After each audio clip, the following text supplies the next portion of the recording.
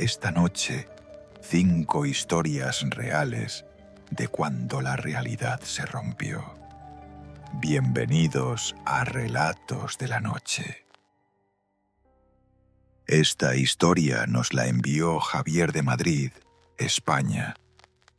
Soy aficionado a la exploración urbana. Me fascina la belleza decadente de los lugares abandonados, el silencio que cuentan sus muros. Mi objetivo era el antiguo sanatorio de la Sierra de Guadarrama, un gigante de piedra que lleva más de 30 años pudriéndose en soledad. Fui solo, como siempre, armado con mi cámara y una grabadora de audio de alta sensibilidad. Mi intención no era buscar fantasmas, sino capturar la voz del lugar. El viento silbando por las ventanas rotas, el goteo del agua en los sótanos inundados. El lugar era sobrecogedor. Pasillos interminables, habitaciones con camas de hierro, oxidadas, y un quirófano donde la lámpara todavía colgaba sobre una mesa de operaciones cubierta de polvo. Pasé varias horas dentro, fotografiando el decaimiento. En la capilla, que estaba sorprendentemente intacta, decidí hacer una grabación de audio larga. Coloqué la grabadora en el altar de mármol, la encendí y me senté en un banco, en completo silencio, durante 20 minutos. No escuché nada más que el murmullo del viento. Guardé el equipo y me fui, satisfecho con la expedición. El terror comenzó esa noche, en la seguridad de mi apartamento, mientras editaba el material. Me puse los auriculares y reproduje el audio de la capilla. Al principio, solo se oía el viento. Subí el volumen al máximo para limpiar el ruido de fondo, y entonces lo escuché. Entre las ráfagas de viento había susurros. Eran débiles, casi imperceptibles. No era una sola voz, eran varias, hablando una encima de la otra. Sonaban como una conversación lejana y febril.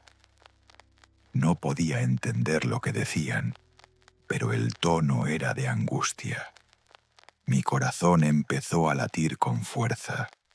Esto ya era increíble, pero lo que vino después me destrozó.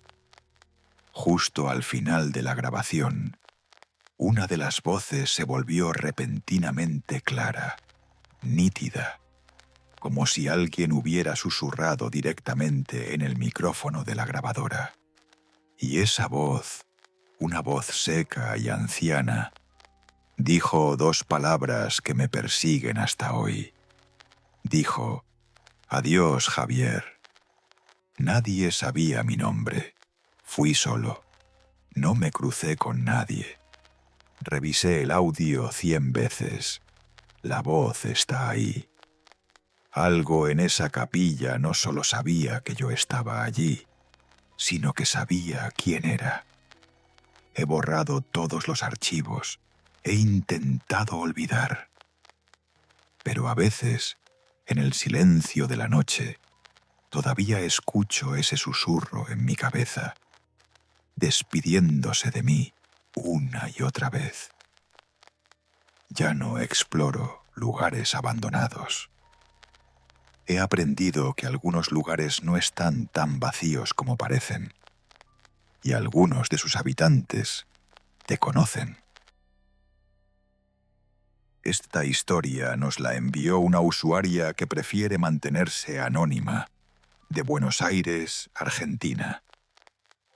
Paso demasiado tiempo en Internet, sobre todo en subreddits extraños. Hace unos meses encontré uno llamado Sonidos Huérfanos. Un foro donde la gente publicaba archivos de audio sin explicación, grabaciones de números, interferencias extrañas, sonidos del fondo del océano. Una noche, un usuario publicó un post titulado «No sé qué es esto». Lo encontré en un disco duro viejo. Adjuntó un archivo de audio de solo 30 segundos. Lo descargué por curiosidad. El sonido era extraño, difícil de describir. Era una mezcla de un zumbido de baja frecuencia y un sonido similar al de la lluvia sobre un techo de metal, pero con un ritmo casi orgánico, como una respiración lenta y profunda. Era inquietante, pero fascinante. Lo escuché un par de veces y lo olvidé.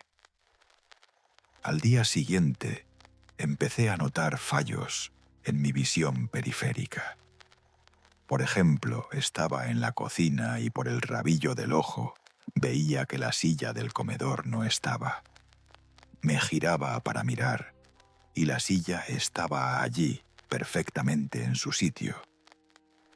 O iba por la calle y veía momentáneamente que a una persona en la multitud le faltaba la cara, un borrón liso donde deberían estar sus rasgos.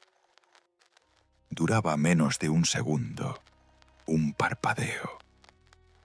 Al principio pensé que era estrés o falta de sueño, pero los fallos se hicieron más frecuentes, más evidentes. Empecé a asustarme. Recordé el archivo de audio y volví al subreddit para preguntar si alguien más había experimentado algo similar. Pero el post había sido borrado. Y no solo eso, el usuario que lo publicó también había sido eliminado. Envié un mensaje privado a otro miembro activo del foro, preguntando por el post del sonido de la lluvia. Su respuesta fue inmediata y helada. Ese post nunca existió. No publiques sobre eso aquí. Intenté buscar el archivo en el historial de mi navegador, pero no había rastro. Era como si nunca lo hubiera descargado. Pero el sonido seguía en mi cabeza, y los fallos en mi realidad empeoraban. Anoche estaba tratando de dormir cuando escuché el sonido de nuevo, no en mi cabeza, sino en mi habitación. El zumbido bajo, la respiración metálica. Abrí los ojos. La oscuridad de mi cuarto no era total. Había una falla de pie junto a mi cama. Era una figura alta y oscura, pero no era una sombra. Era como un agujero en la realidad, un recorte en el espacio. Y donde debería tener una cara, había un vacío parpadeante, un glitch visual que absorbía la luz y el sonido. No se movía, solo estaba allí, observándome. Entendí que ese sonido no era una grabación, era una llamada, una forma de sintonizar con algo que no debería ser perceptible. Y yo respondí. Ahora, cada vez que parpadeo, temo que al abrir los ojos, la falla esté un poco más cerca. Hacemos una pausa en la oscuridad. Si te atreves a escuchar lo que sigue, asegúrate de suscribirte y encender la campana de las notificaciones. Cada like es una pequeña luz que nos ayuda a seguir explorando estas historias. Ahora, volvamos a la noche. Esta historia nos la envió Ricardo de Toluca, México. Hace unos años necesitaba dinero desesperadamente y acepté un trabajo de vigilante nocturno a través de una empresa de seguridad. El lugar era inusual. Un enorme almacén en las afueras de la ciudad que guardaba maniquíes de tiendas departamentales. Miles de ellos, hombres, mujeres, niños, algunos sin cabeza, otros sin brazos, todos de pie en filas interminables en la penumbra, como un ejército de plástico silencioso.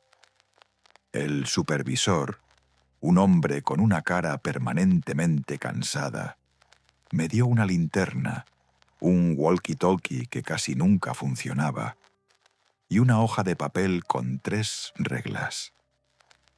«No te compliques la vida, chico», me dijo. «Solo sigue las reglas».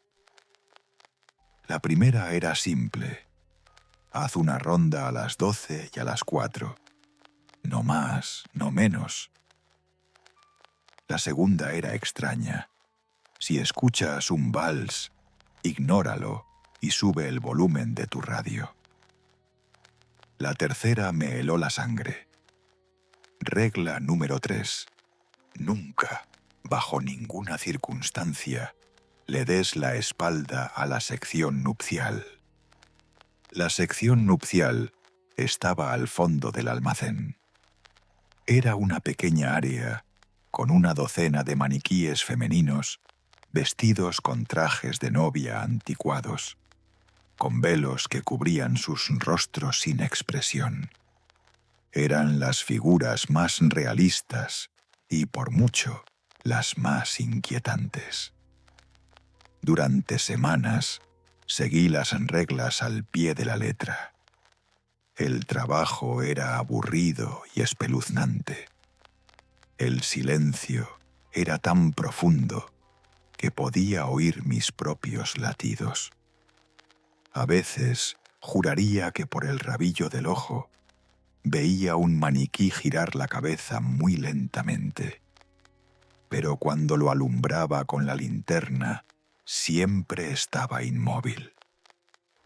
Nunca escuché el vals, y siempre, al pasar por la sección nupcial, caminaba hacia atrás, sin quitarles la vista de encima, sintiendo sus ojos de cristal fijos en mí. Una noche, durante una tormenta eléctrica, se fue la luz. El generador de emergencia tardaría unos minutos en arrancar.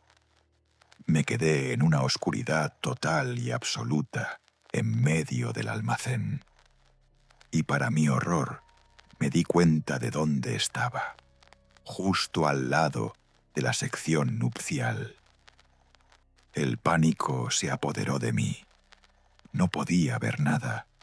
Estaban a mi lado, en la oscuridad, y yo no sabía en qué dirección mirar. Mi corazón martilleaba. Y entonces, justo cuando las luces de emergencia parpadearon y volvieron, escuché un sonido. No fue un grito, ni un paso. Fue el sonido más sutil y aterrador que he oído en mi vida. Justo detrás de mí, tan cerca que podría haberlo tocado, escuché el suave y delicado susurro de un vestido de novia de seda rozando el suelo de hormigón. Duró solo un segundo. Las luces se estabilizaron. Me giré a la velocidad del rayo, alumbrando con mi linterna. Los 12 maniquíes estaban en sus pedestales, inmóviles, perfectos. Pero uno de ellos, el que estaba más cerca de donde yo había estado parado, tenía el velo ligeramente levantado por un lado, como si una novia curiosa se asomara para ver a su prometido. No terminé mi turno. Dejé todo allí y me fui.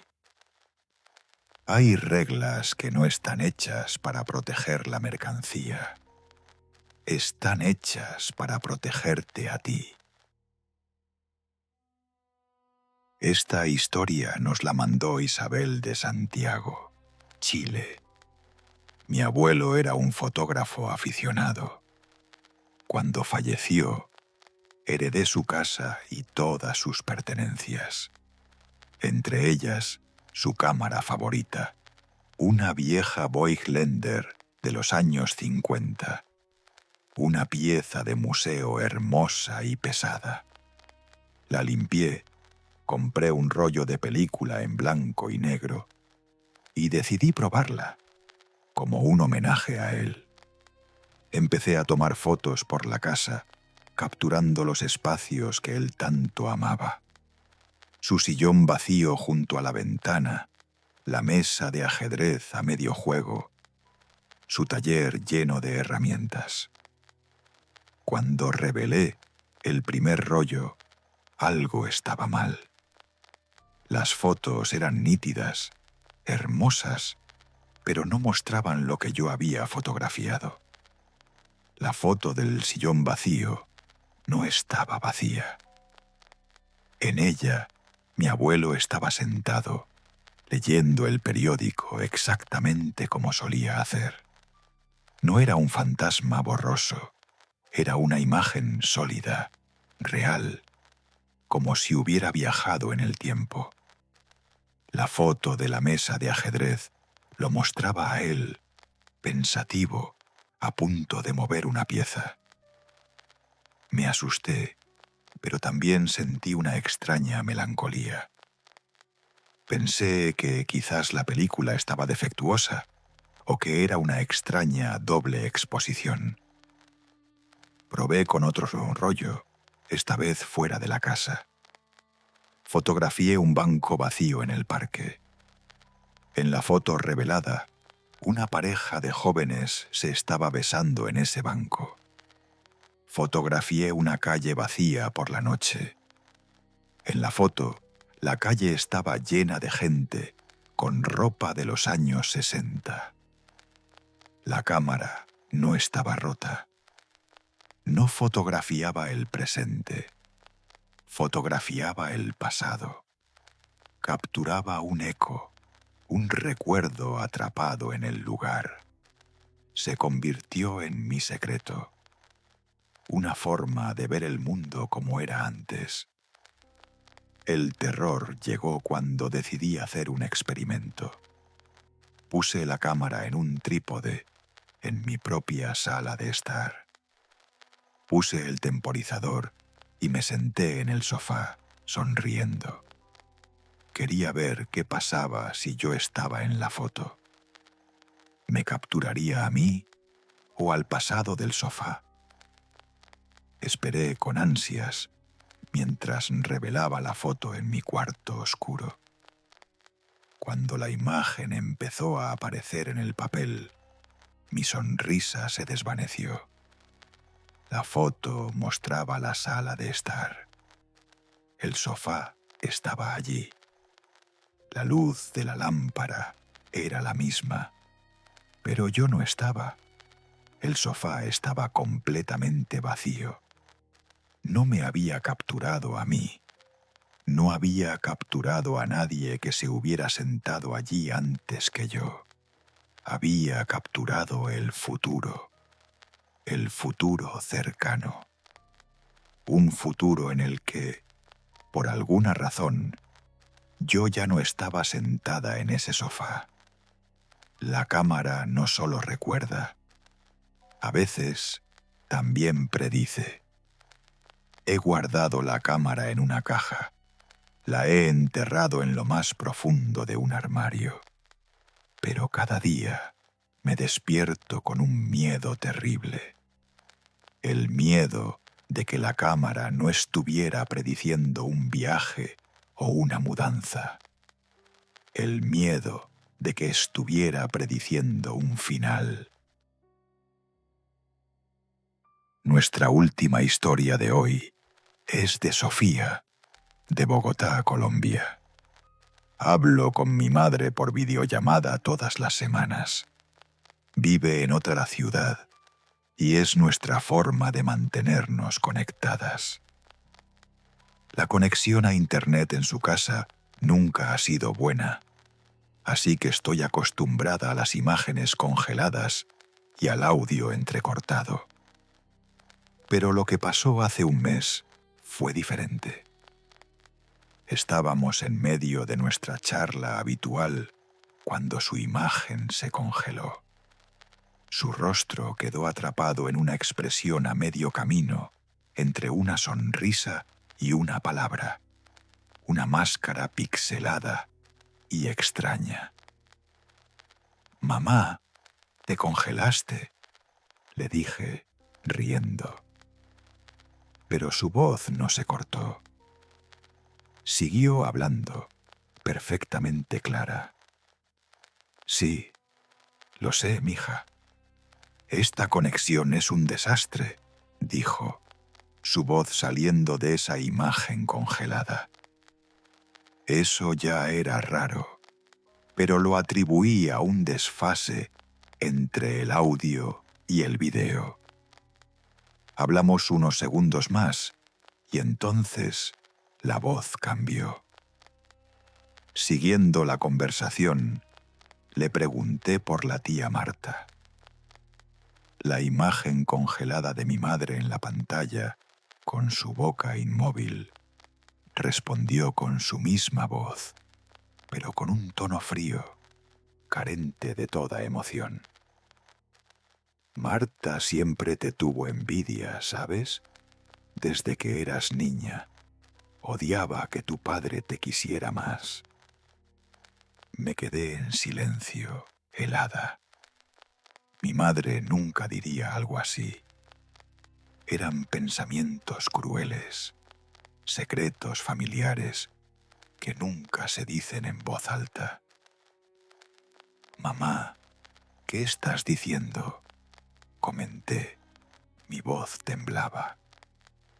A través de mis altavoces, la voz de la figura congelada continuó, revelando más secretos hirientes, pequeñas crueldades sobre mi padre, sobre mis primos, cosas que sonaban verdaderas, pero que eran venenosas. Mientras tanto, podía escuchar por el micrófono la voz real de mi madre al otro lado, confundida. «Sophie, ¿estás ahí?». Se cortó, no te oigo. «¿Hola?». Estaba escuchando a dos personas al mismo tiempo. A mi madre real, preocupada por la conexión, y a esta copia, este eco digital que usaba su rostro y su voz para desenterrar las peores verdades de nuestra familia. Aterrorizada, colgué la llamada. Unos segundos después, mi madre me llamó por teléfono. Estaba preocupada. Dijo que la llamada se había cortado de repente. No había oído nada de lo que la copia me había dicho. Desde entonces, no he vuelto a hacer una videollamada con ella. Hablamos solo por teléfono. Pero el miedo no se ha ido. Porque esa cosa, ese glitch inteligente y malévolo, no solo sabía los secretos de mi familia. Sabía exactamente qué decir para herirme más profundamente. No era una interferencia, era algo que se había colado en nuestra conexión, algo que se alimenta de la intimidad y la convierte en un arma. Y me aterroriza pensar que la próxima vez que vea una imagen congelada en una pantalla, quizás no sea solo un error de conexión, quizás sea algo más, esperando su turno para hablar. La realidad es frágil. Suscríbete para seguir explorando sus grietas y cuéntanos tu historia en los comentarios. Buenas noches.